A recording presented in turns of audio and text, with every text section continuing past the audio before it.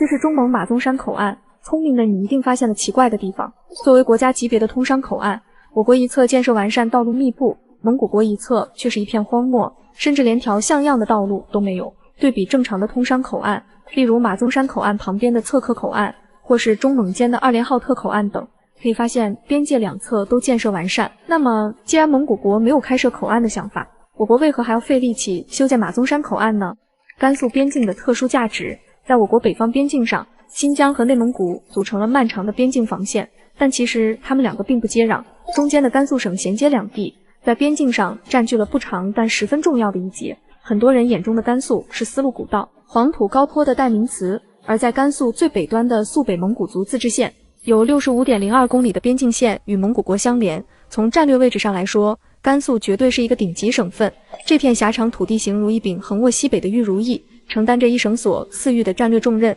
从地理格局看，甘肃是我国唯一一个承接中原、西北、巴蜀、青藏高原和蒙古高原的省份。东接陕西，西衔新疆，南连川青，北通宁蒙。祁连山旁的河西走廊一举隔开周边几个独立的地形区，成为中原王朝掌控全国的咽喉要冲。而到了现代，这条约1000公里长的天然通道，成为现西气东输、西电东送等工程的核心走廊。兰新铁路与连霍高速在此相遇，让西北部的新疆不再遥远。除了连接国内各个地区，甘肃还是一个边境省份，并且建设有通商口岸，位置就在甘肃省最北边的马宗山镇。马宗山镇坐落在甘肃酒泉市肃北县北部，面积约为 3.16万平方公里，大致与海南省相当。但在人口方面， 3.54万平方公里的海南省有约1050万人，但马宗山镇的户籍人口只有600多人。马宗山镇位于黑戈壁的核心腹地，全年干旱少雨，风沙频发。特殊的地理位置让马宗山镇成为四方通衢，东靠内蒙古额济纳旗，南接玉门市与瓜州县，西通新疆哈密，北与蒙古国戈壁阿尔泰省相连。国门碑上有东临内蒙古，南望祁连山，西通哈密道，北界蒙古国的题字。在这片戈壁深处的马宗山口岸，距离马宗山镇约100公里，是甘肃省唯一的陆路口岸。与旁边侧克口岸的车水马龙不同，马宗山口岸的情况非常怪异。我国一侧已经修建了密集道路和建筑，但向北穿越中蒙边境线后，蒙古国境内是无垠的荒漠，连基本的交通网络都没有。马宗山口岸甚至还没有兴起就迅速衰落，这其实是蒙古国一次违约造成的结果。马宗山口岸为何被迫关闭？1992年9月1日，马宗山口岸正式开通，同年10月便迎来首批来自蒙古国的贸易。当时我国大力建设口岸的背后，既是看重马宗山镇连接4省区的地理枢纽价值，也希望依托其打破西北边境贸易的单一格局。原本中蒙两国商议妥当，我国建设了马宗山口岸，蒙古国则在对面建设了纳然色布斯台口岸，但马宗山、纳然色布斯台口岸开通不到1年后就被迫关闭。1993年8月，在开放仅11个月后，蒙古国单方面提出关闭口岸，此后再未恢复通关。我国虽在2006年翻新了国门建筑，但面对蒙古国一侧条件始终未改善，只能任由口岸沉寂。马宗山口岸向北对应的蒙古国戈壁阿尔泰省，这里虽然表面被荒漠覆盖，但却是蒙古西部矿产资源最富集的区域之一，蕴藏着丰富的铜、金、铅、锌、煤炭、萤石等矿石。戈壁阿尔泰省的矿产若要外运，传统路线需向东穿越蒙古国腹地，经首都乌兰巴托，再转至2连浩特口岸，全程约2000公里，运输成本高且耗时长。而若通过马宗山口岸出口，直线距离仅300公里，可直接接入我国河西走廊的公路网。虽然好处很多，但蒙古国还是单方面关闭了这里的口岸，理由是保护自然环境。在口岸旁边有一处自然保护区，有消息称通过这个保护区，蒙古国可以从联合国得到数百万美元的保护经费，因此才关闭了口岸。但这个理由明显有些牵强。如今的马宗山口岸虽然暂时关闭，但我国并没有放弃这座已经建设好的口岸，至今仍在尝试重启口岸。对甘肃省来说，马宗山口岸重启后会极大促进省内经济发展，所以也在积极推进。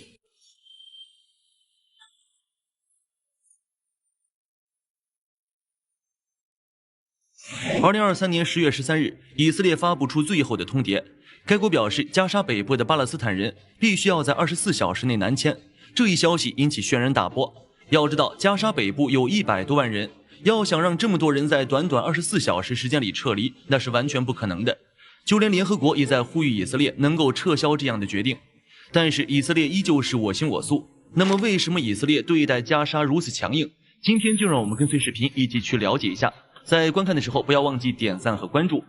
以色列的最后通牒，巴以冲突到10月13日已经持续了1周的时间，在这段时间里，加沙地区与以色列互相发动袭击，导致双方都有数千人因此伤亡。不过，以色列毕竟是中东地区的科技强国，面对早已被其层层封锁的加沙地区，以色列随时可以让这个地方消失。也正是在13日当天，以色列发表出正式的声明，该国声称在加沙北部地区生活的110万人巴勒斯坦的居民，要在24小时的时间里撤离到其南部地区。要知道，这一地区的整体面积也不过365平方公里，在2021年，当地的人口超过210万。这已经是全球人口密度比较高的一个地区。如果这些人再迁移到加沙南部，到时候200多万人就挤在那里，会造成怎样的灾难可想而知。更为要命的是，从2005年开始，以色列就对这一地区进行封锁。加沙本身就是一个水资源比较缺乏的干旱之地，以色列的封锁导致外地物资很难进入这一地区，而该地区的供水、供电乃至食物等都被其长期把控，导致经常会出现断水断电的情况。当地就连维持基本生计的农业都难以发展，无可奈何之下，加沙本地人只能够挖掘庞大的地下网络，一方面通过地下通道绕过以色列围困的高墙获取物资，另一方面则用以躲避以色列不断的空袭。不过在最近一些年，为了对付加沙人挖掘的地下通道，以色列动用了智能检测系统，不仅仅对整个加沙地上边境实施监控，就是地下也遍布着各种钻探设施。而南部的埃及为了能够维护自身的安定，也对加沙进行封锁。这些措施导致加沙本身几乎已经陷入到绝望之中。新一轮冲突爆发以后，以色列又全面封锁了这一地区，物资更是难以到达。封锁6天以后，当地人的生活困境可想而知。而在这种情况下，以色列又命令巴勒斯坦人向南部迁移，甚至该国还大言不惭地表示，这是为了保证巴勒斯坦人的安全。这种要求想想也是无法实现的，而且在缺少物资又断水断电的情况下，让这些人离开自己的家，基本生活将更加难以获得保障。以色列发布这样的通牒还有一个目的，那就是要在加沙北部发起全面的地面攻势，以占领该地区，进一步压缩巴勒斯坦人的生存空间。加沙面临毁灭，国际社会反应强烈。自从以色列发出最后通牒以来，世界各国都对此给予了广泛关注。联合国对以色列发出强烈呼吁，希望该国撤回相关指令，防止出现灾难性的局面。不过，以色列对于联合国的呼吁以及警告似乎是视而不见。根据国际组织的统计，加沙地带流离失所的人数已经超42万，这让周边的邻国更是感到了压力。位于以色列北部的黎巴嫩对于这种情况更是感到担忧。该国表示，加沙问题之所以产生，是因为长期缺乏公正的解决方案。这些冲突是以色列一再挑衅联合国决议的结果。该国表示将会向国际相关组织提出针对以色列的抗议，同时伊拉克也与伊朗、埃及等政府进行协调，并希望国际社会采取行动，使得巴勒斯坦摆脱困境。加沙南部与埃及之间拥有11公里的边境线，然而在加沙被封锁以及袭击的时候，埃及也下令无限期地关闭两国的口岸。为了能够让加沙人民彻底离开自己的家园，以色列还表示，埃及应该开放自己的陆路口岸，让加沙人从这一口岸撤离。而这引起了埃及的不满，毕竟对于埃及来说，不可能接纳这么多的难民到自己境内，让这些人都来到自己国内，那么自己的国家恐怕就得永无宁日了。该国表示愿意为加沙提供人道援助，但是巴勒斯坦人必须要留在自己的土地上。实际上，这种考虑也是有道理的。让加沙地区的人来到自己国家，不仅仅无法拯救他们，反而可能会导致他们被永久的流放。而且对于埃及来说，以色列的这种做法很明显是在伤害自己的国家主权，这是他们万万不能接受的。世界大部分国家都希望以色列能够撤销这种要求，避免出现更大的灾难。应该通过对话与谈判来解决这种分歧，确保加沙地区平民生命安全不受到威胁。虽然有许多国家都对巴勒斯坦表达支持，但是美国却鲜明地表达出对以色列的支持。先是向地中海区域调遣航母以及军舰，还派遣飞机到达以色列，向以色列提供任何必要的响应。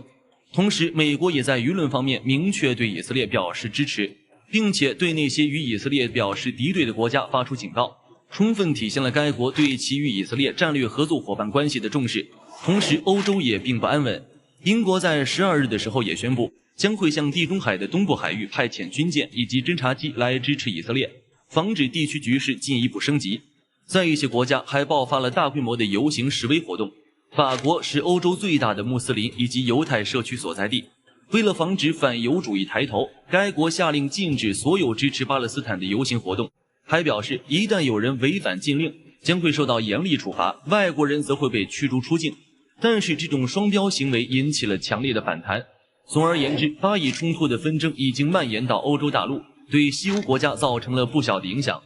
为何以色列表现出如此强硬的态度？自在巴勒斯坦地区建国以来，以色列就通过各种手段蚕食巴勒斯坦的领土，更是将加沙地区所有的居民都围在高墙之内，让他们无法与外界进行物资交流。哪怕已经是这样了，以色列还想要将他们驱逐到加沙的南部。虽然以色列声称是为了消灭哈马斯，但是我们试想一下，这些民众迁移到南部，以色列占领加沙北部以后，还会将这一部分土地归还他们吗？近些年以色列侵占的巴勒斯坦领土就没有几次归还回去的，而哈马斯也表示，以色列这种通报就是虚假宣传，一旦这些人遵照以色列的撤离令离开，那么再也没有机会返回到自己的家园。以色列的这种通牒也不只是口头命令，很有可能会对加沙进行全面的占领。在10月10日的时候，以色列就曾经表示，加沙不会恢复到以前的样子，他们会清除一切。在发出警告以后，该国便配合封禁政策，使用战斗机狂轰滥炸，导致大量的居民无家可归。这种强硬的态度摆明了就是要逼走当地的民众，这样就可以不费力气地占领这片土地，将加沙纳入到自己的版图之中。加沙面积很小，并没有什么战略纵深，而且一直都被以色列围困，该国的军队可以轻而易举地对这一地区进行占领。这也正是为什么以色列不顾国际社会的谴责，也要以这种最后通牒的方式去驱赶加沙人民。俄罗斯计划将整个远东地区打造成只面向我国开放的单一经济特区，此消息一出便引起了国际关注。要知道，远东地区的面积可是超过了621万平方公里，占据着俄罗斯国土总面积的40%。那么这片土地如果只对我国开放，难道不会被国际社会孤立吗？俄罗斯这一规划的背后究竟有何特殊考量？远东地区到底有多大？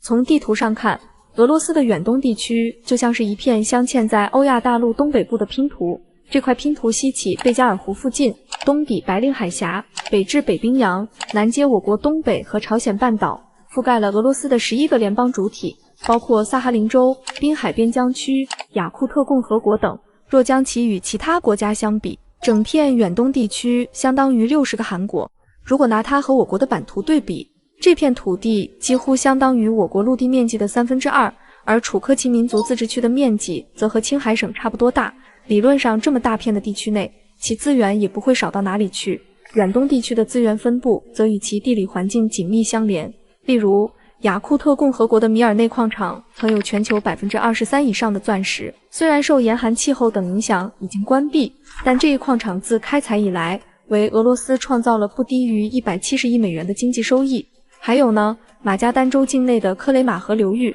有着俄罗斯11%的金沙和近一半的银矿。另一方面，远东地区还是全球少有的能源聚宝盆。萨哈林州内的萨哈林岛，也就是库页岛，岛上有着远东地区35%以上的煤炭，甚至远东地区的80座油气田中，有71座都在北库页岛油气区。而伊尔库茨克州的科维克精气田，坐落在贝加尔湖西边约110公里处，蕴藏着1.8万亿立方米可开采天然气。这些资源开发与交通网络息息相关。西伯利亚大铁路从莫斯科延伸至弗拉迪沃斯托克，总里程约9288公里，是连接欧亚的钢铁生命线，但其中穿越远东的路段多建于19世纪末，年久失修，导致运力受限。为突破这一瓶颈，俄罗斯和我国共同建设了同江铁路大桥。这座横跨黑龙江的7193.71米长桥，将我国的东北铁路网与俄罗斯的西伯利亚铁路直接连通，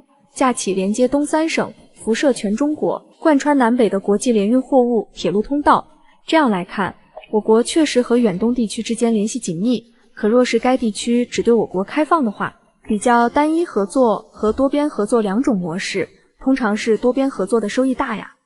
俄罗斯为何要建只对我国开放的经济特区？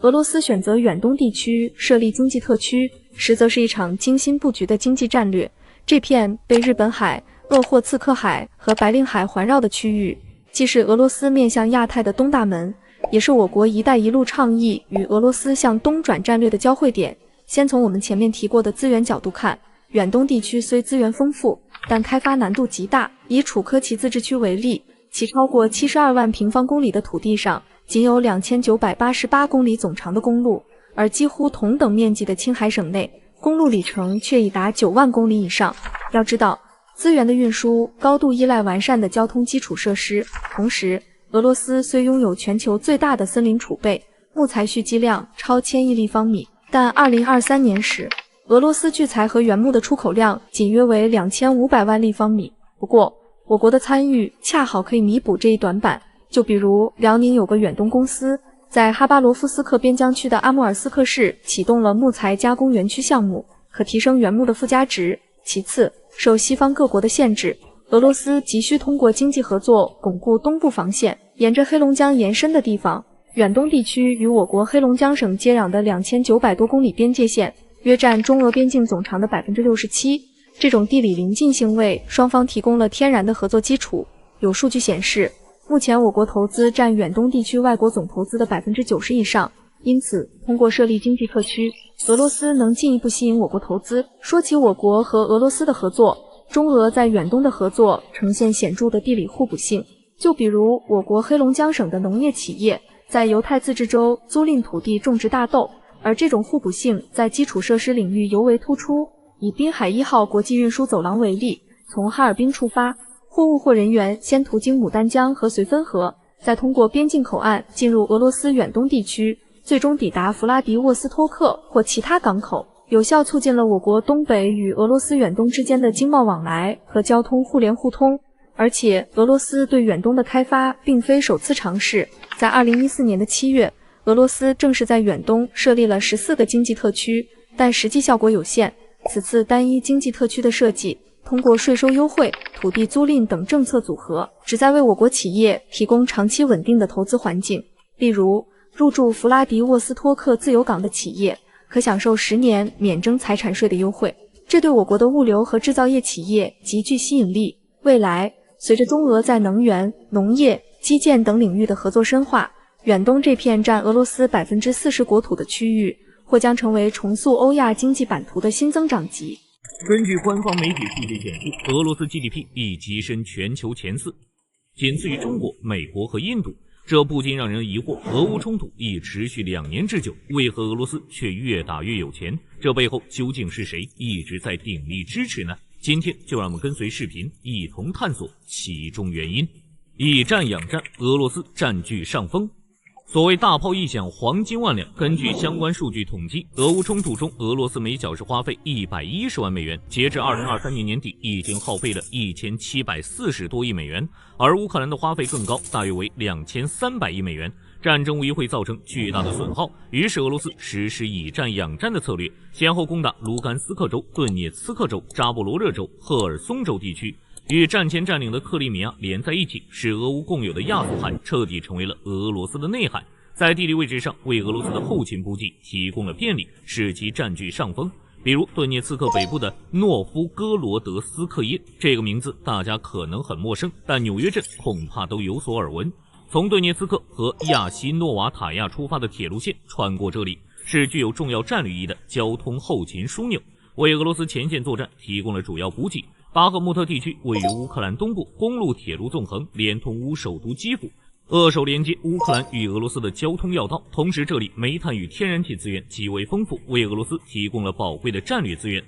自给自足，丰富的资源储备，让我们把目光转回俄罗斯。它在地图上呈现出一个倒三角，雄居欧亚大陆，总面积达1709.82万平方千米。东西向最长距离为9000千米，南北向最宽处达4000千米。广袤的领土横跨亚洲北部与欧洲东部，连接2大海洋，北面是冷峻苍茫的北冰洋，东边是浩瀚宽广的太平洋。坐拥风光旖旎的波罗的海与神秘莫测的黑海，巴伦支海更是被誉为野生帝王蟹的摇篮。它南接俄罗斯，北连斯皮茨卑尔根群岛，东北为法兰士约瑟夫蒂群岛。东连新地岛，西接熊岛一线，宽阔的大陆架赋予了它丰富的渔业资源。相关数据显示，俄罗斯2023年的渔业捕捞量高达490万吨。地壳的抬升与变形，促使俄罗斯孕育出价值30万亿的矿产资源。这些矿产资源主要集中在西伯利亚地区、阿尔汉格尔斯克地区、远东地区，其中位于俄罗斯西伯利亚东部的乌多坎铜矿，地处贝加尔湖与太平洋之间，储量约为2670万吨，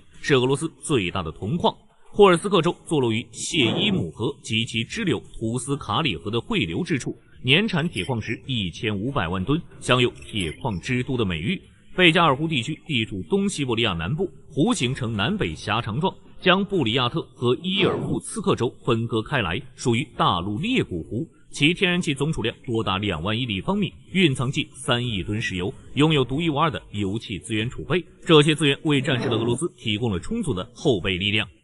出口贸易，俄罗斯特殊的经济结构。尽管俄罗斯是资源大国，但是面临着欧美国家的层层桎梏，如何保持经济的稳定与增长成为关键所在。俄罗斯作为地理位置最北端的国家之一，南面与哈萨克斯坦接壤，东南面毗邻中国、蒙古和朝鲜，东面与日本和美国隔海相望，西北有挪威、芬兰，西面则与波兰、白俄罗斯等国家相邻。整个国家的经济发展很大程度上依赖于能源出口，东方市场作为其重要后盾，决定了俄罗斯发展的重心应在远东地区。例如，对西伯利亚大铁路和贝阿铁路进行改造升级，在已有的4个铁路口岸基础上增设新的铁路口岸。其次，邀请其他国家共同开发北极航道。这条航道主要位于北冰洋海域，航经北冰洋海盆，连接北大西洋和北太平洋。按地理方位可划分为穿越北极点附近北冰洋公海水域的中央航道，连接亚洲和欧洲；以白令海峡为起点的西北航道，沿美国阿拉斯加北部海岸，穿过加拿大北极群岛海域，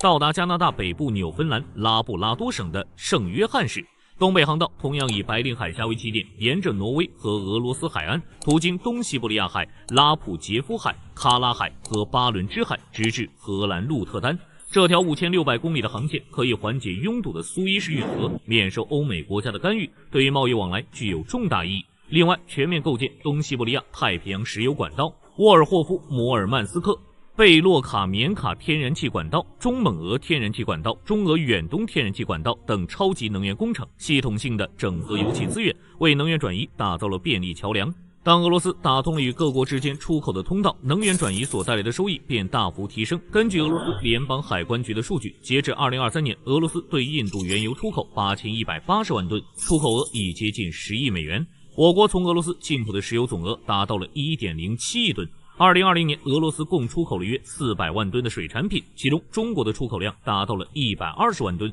出口额达到了20亿美元。能源产品的大量售出为俄罗斯经济注入了动力，促使其 GDP 大幅跃升，经济实力直冲全球前4。假如没有台湾省，我们的生活会有哪些变化呢？如果没有台湾，也就吃不到台中的凤梨酥，喝不到鹿谷乡的冻顶乌龙茶了。日月潭的湖光山色以及横跨海峡的下金大桥，更会淹没于茫茫大海。那么，倘若台湾真的从我国版图上消失了，你最不舍的是什么？谁反而会是那个最高兴的省份呢？我国假如没有台湾的变化，假如没有台湾，我国失去的不仅仅是一个省。要知道，台湾省的管辖范围远不止一个台湾岛，还涵盖了周边的澎湖列岛、钓鱼岛、兰屿岛和绿岛。就拿我们熟知的钓鱼岛来说，这座面积约5.69平方公里的岛屿，在1373年前后被我国渔民发现后，先后经历了日本、美国、日本的来回归还后，我国于2012年正式开始对钓鱼岛的常态化监测。如今，这里因其周边海域蕴藏的至少30亿吨石油，仍多次见到非法闯入的日本船只。如果没有台湾，我国历史记忆的完整性将缺失重要篇章。假如没有台湾，我国将失去面向太平洋的重要中转枢纽。从地图上看，我国进出太平洋的战略通道有渤海海峡、巴士海峡与台湾海峡等，其中台湾海峡以大约180公里的平均宽度，既撑起了贯通我国南北海运的要道，又孕育了丰富的矿产和渔业资源。高度依赖海峡地理优势发展的还有个海峡西岸经济区，此经济区覆盖福州、厦门、汕头、泉州与温州。那么，如果台湾一旦消失，这条海峡便会与海洋融为一体，海峡西岸经济区就得改名了。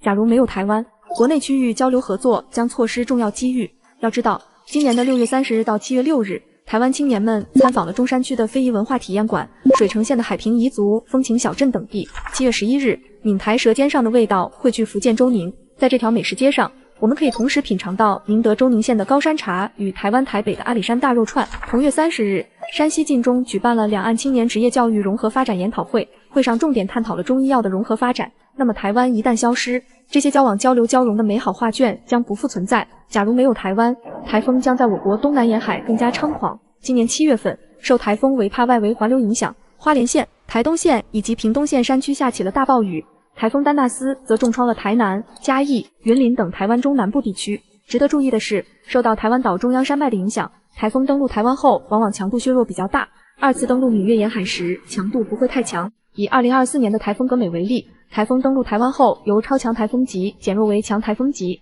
当台风进入台湾海峡后，峡管效应最可能暂时增强外围风力，但整体结构已遭破坏。例如2024年山图二次登陆福建时，风速较首次登陆台湾降低了5秒左右，而这也有一部分台湾海峡中岛屿的撕扯作用。就比如横卧于海峡之中的旗津岛是一带状沙洲岛屿，形成了一道天然的防波堤。所以如果没有台湾，福建将直面未经削弱的台风，然后这股台风力量便会在当地引发山体滑坡等灾害。可以说，台湾的地形特征为福建构筑了一道重要的自然灾害防线。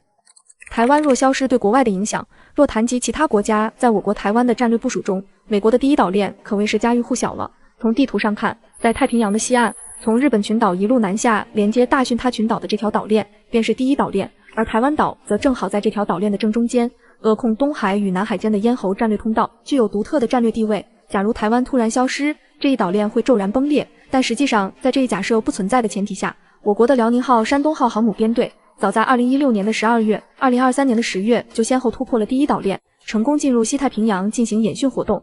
哪里反而会因台湾消失受益？这个问题本身就充满无奈的假设，唯一可勉强视为受益的，或许只有那些原本受台湾地震波及的区域。就比如2024年8月15日宜兰县的5.4级地震，其震感波及了莆田、厦门等地，还有今年6月11日在台东县海域的5.8级地震，令福州、泉州、漳州等城市均有震感。这主要是因为台湾地处环太平洋地震带上，而这条地震带又是世界上最大的地震带。台湾的地震波在传播过程中，经过福建沿海深厚软土层的放大作用，容易产生共振效应。因此，若台湾消失，这些相隔不远的地方理论上会降低地震风险。然而，这种受益完全是假设性的。事实上，无论是基隆港的万吨巨轮，还是高雄港的集装箱码头，无论是中央山脉的3000米高峰，还是垦丁的珊瑚礁海岸，无论是台北101的现代天际线，还是台南的赤坎楼古迹，台湾这片土地始终流淌着中华文明的血脉，它的不可替代早已刻进了我国的地理基因里。据越南通讯社报道，越南将采用中国标准轨，与中国铁路同步对接，中国高铁或成其唯一选择。要知道，这个中南半岛国家自1881年修建首条铁路起，始终沿用米轨体系，与中国的标准轨形成天然的物理屏障。那么究竟是什么原因改变了越南的想法呢？下面让我们跟随视频一起来了解一下。在观看的同时，不要忘记点赞和关注。越南选择中国标准轨的原因，越南决定与中国统一铁路轨距标准。这一决策不仅基于经济与技术层面的现实需求，更深层次地反映其在地缘格局中的战略选择。越南国土南北延伸达1640公里，最窄处仅50公里。这种一扁单挑两箩筐的地理特征，决定了其交通网络必须优先解决纵向连通问题。而现有的南北铁路干线以法国殖民时期遗留的米轨为主，时速不足50公里，从河内至胡志明市耗时漫长，严重制约人员与物资的流动。拟建高铁项目选择与中国统一轨距，采用中国方案，将可使红河三角洲与湄公河三角洲两大经济引擎实现高效联动，推动沿海经济走廊与内陆欠发达地区的要素整合，